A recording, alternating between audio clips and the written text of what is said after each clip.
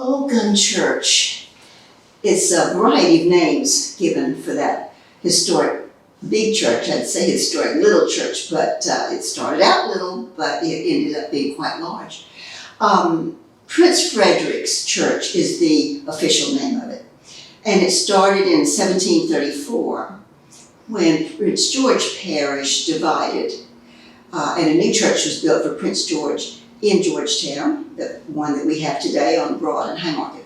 So Prince Frederick Parish inherited that little church out on Black River that was the first Prince George Church. And they occupied that building until about 1810 when the church was totally abandoned. And I don't know why, but there was no established church in that area until about 1827 when a group of gentlemen, former parishioners of the old Prince Frederick Church, gathered, and these were gentlemen on the PD River.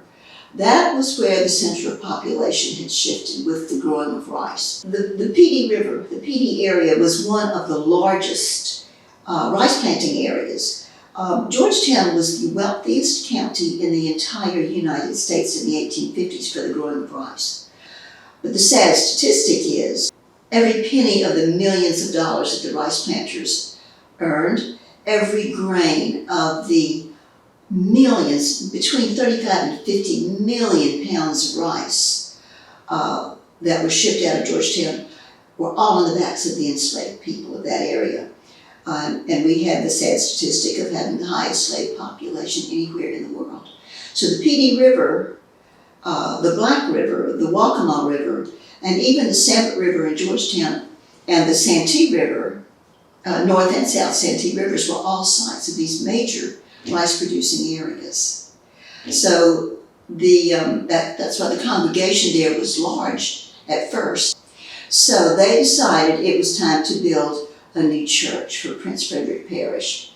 So by 1836, a small chapel was built on land given by the Reverend Hugh Fraser, but the church didn't get realized until 1857 when building began. The architect was a Mr. Louis Barbeau, and the contractor was Mr. Philip Gunn. Now, he had a brother, Edward Gunn. I'm not sure which one was which, if they were partners, if they were, one just worked for the other. But during construction of the Gothic Prince Frederick Church, one of the Mr. Gunns slipped and fell off the roof and died. And that is why it's called the Old Gunn Church, because of one of those gentlemen that died there. So 1857 was when they began building that church, but notice the timing. It's right before the war between the states began. It's halfway built in 1861 and work stopped. Materials were no longer available. Men were gone. So the church sat derelict and half-built until 1876 when Mr. John Earl Alston of Brooklyn, New York, donated $3,000 to have the church finished. And when that happened, it was a lovely Gothic-style church. And at the opening of that church, the small church that had been built in 1836 was no longer needed. So they took that little church. Somehow they moved that church up Plantersville Road to where it sits today, about a quarter mile from Highway 701. And it's still the little church, the first 1836 church, is still in use today. Prince George Parish owns it now. There are two services held out there now, once at Thanksgiving and one in the spring after Easter. So the Old Gunn Church, Prince Frederick Chapel, was a viable parish until about the 1930s when it began to decline, and finally it was just abandoned, and by 1966 it became a hazard. So it was demolished. The main part of the church was demolished, and only the facade, as we see today, remains.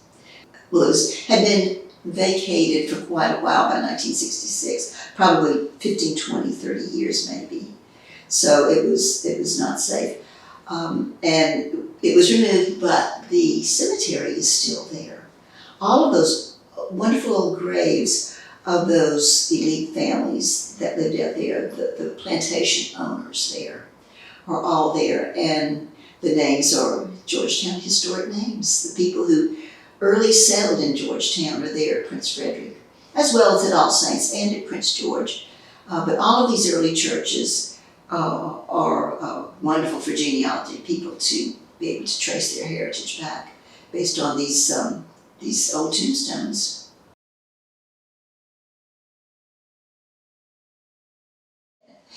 Visitors come to Georgetown County just to drive down Plantersville Road, just to look at the old Gunn Church, the old Prince Frederick Church. It's a real landmark. So it's of great interest in the area.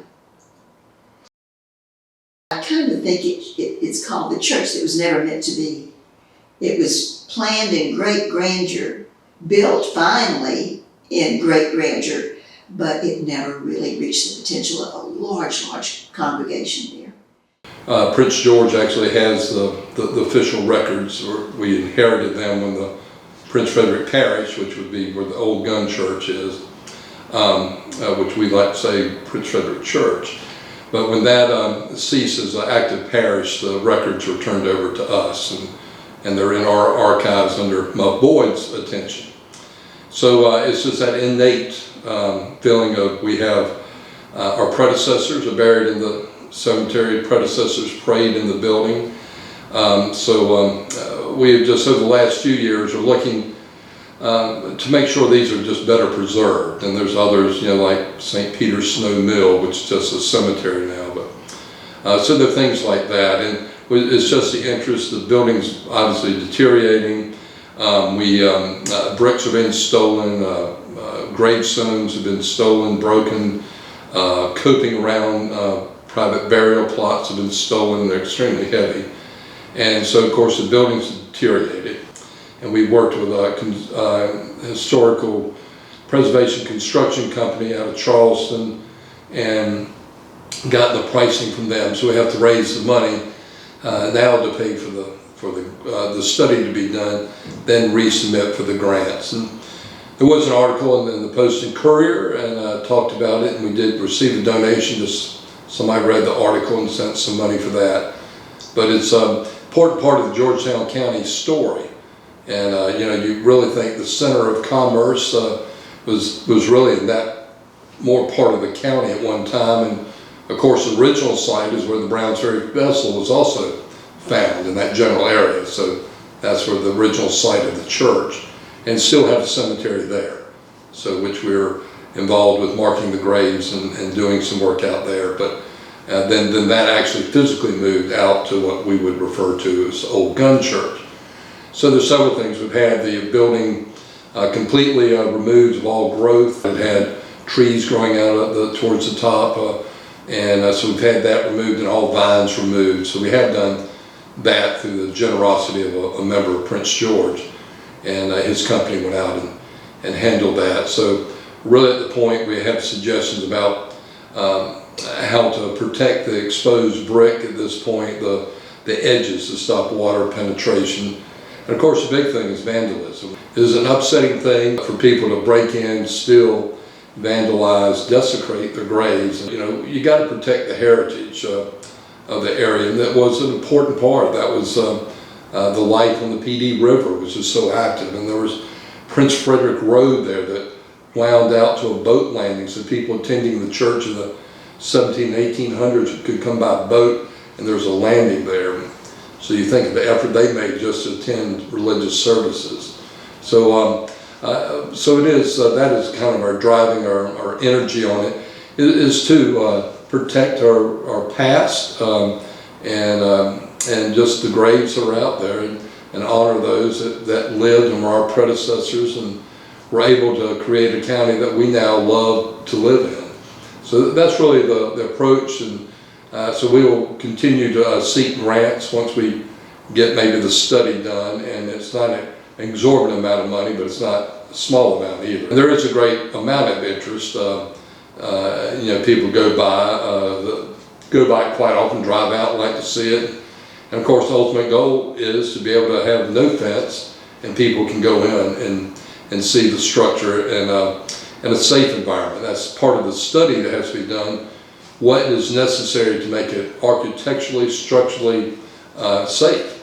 For people to go in. I mean, that's the last thing we want to happen, is someone to go out, and even if they're breaking in, and to injure themselves out there. And that's just a concern. So it's, this is the approach we're taking, and, is to take care of this valuable item in our eyes to the county, and hopefully be able to share it with people that want to go out and see it.